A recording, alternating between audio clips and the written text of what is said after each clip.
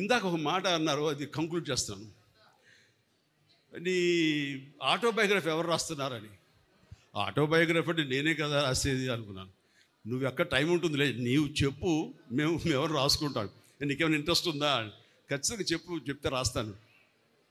నిజంగా యండమూరి లాంటి గొప్ప స్టార్ రైటర్ ఎవరు అన్నా ఒప్పుకోకుండా ఉండదనుకోండి, ఎవరు ఒప్పుకు తీరాల్సిందే. ఒకే ఒక స్టార్ రైటర్ ఎవరైనా తెలుగులో ఉన్నారంటే అది యండమూరి వీరేంద్రనాథ్ గారు.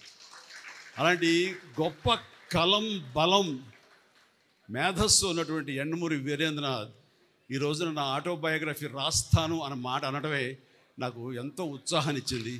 అందుకని ఇది ఎలాంటి అత్యద్భుతమైనటువంటి వేదిక.